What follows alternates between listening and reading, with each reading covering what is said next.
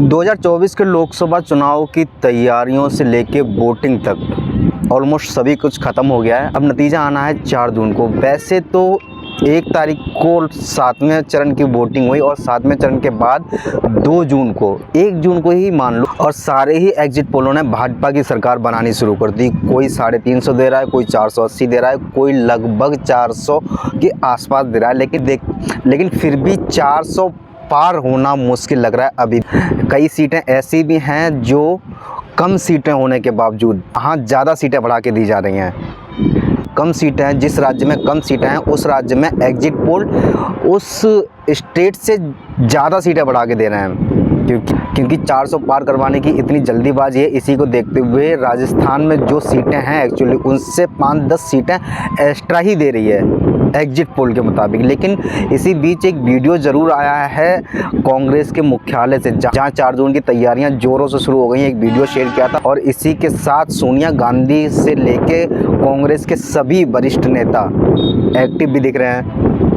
तो ऐसा नहीं है कि वन साइडेड कुछ भी हो सकता है, वन साइडेड 400 पार आ रही है, भाजपा की सरकार बन रही है, ऐसा बिल्कुल नहीं है। क्योंकि ऐसा एक भी मुद्दा ऐसा नहीं था, कोई भी, क्योंकि ज़मीनी लेवल पे अगर देखा जाए कोई मुद्दा ऐसा नहीं है जहां लग रहा हो कि भाजपा इस मुद्दे की वजह से 400 या बहुमत भी आ रहा है। इस बात की गारंटी लेना तो खैर गलत होगा कि इतना बड़ा कोई पत्रकार या इतनी बड़ी कोई मेरी टीम नहीं है। फिर भी जितना पढ़ा और जहां गया, जहां रिपोर्टिंग करी, जितना भी सुना और जितना भी एक्सपर्ट को सुना, उससे यही लग रहा है कि भाजपा बहुमत पार नहीं जा रही है और इंडिया अलायंस की सरकार भी बन रही है।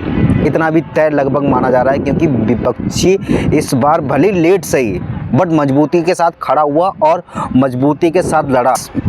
आरक्षण से लेके संविधान, बेरोजगारी और कई मुद्दे ऐसे हैं जिस पे इंडिया अलायंस ज़बरदस्त तरीके से लड़ा और शुरू से लेके एंड तक अपने उन्हीं मुद्दों पर कायम रहे। भले ही प्रधानमंत्री नरेंद्र मोदी ने कई बार मुद्दों से भटकाने की कोशिश करी, कभी मंगलसूत्र, मीट मच्छी, गाय बकरा, इन सब प्रॉब्लम्स की वजह से भी इंडिया अलायंस मजबूती से डट के खड़ा। एक तरफ इंडिया अलायंस की कोई एक ऐसी लड़ाई नहीं थी, सिर्फ उसे एक टारगेट दिया जाए कि उसे बीजेपी से डिफेंस करना है, बीजेपी से लड़ना है, ऐसा कुछ नहीं था।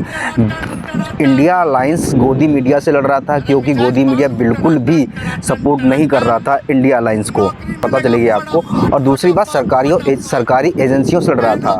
सरकारी एजेंसियों से लड़ने का मतलब, चुनाव के टाइम पे आम आदमी पार्टी के वरिष्ठ नेता जेल के अंदर थे। हालांकि अरविंद केजरीवाल को 21 दिन की मोहलत जरूर मिली और 21 दिन में उन्होंने काफ़ी माहौल बदला और उसके बाद उन्होंने 2 जून को सरेंडर भी कर दिया। 2 जून को सरेंडर करने से पहले उन्होंने राजघाट पे गए, उसके बाद कनॉट प्लेस के हनुमान मंदिर में गए, जहां वो जेल से छूटने के बाद भी हनुमान जी के दर्शन करने आए थे। उसी तरह वो जेल जाने से पहले भी हनुमान जी के दर्शन करके ही गए।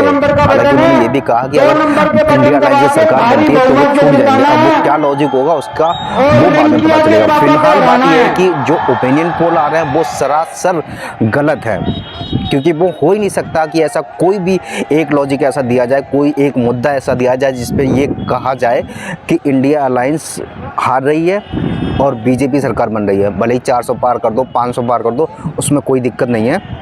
फिलहाल ऐसा लग रहा है कि इंडिया अलायंस की सरकार बनने वाली है और भाजपा तीसरी बार सरकार से दूर जाएगी।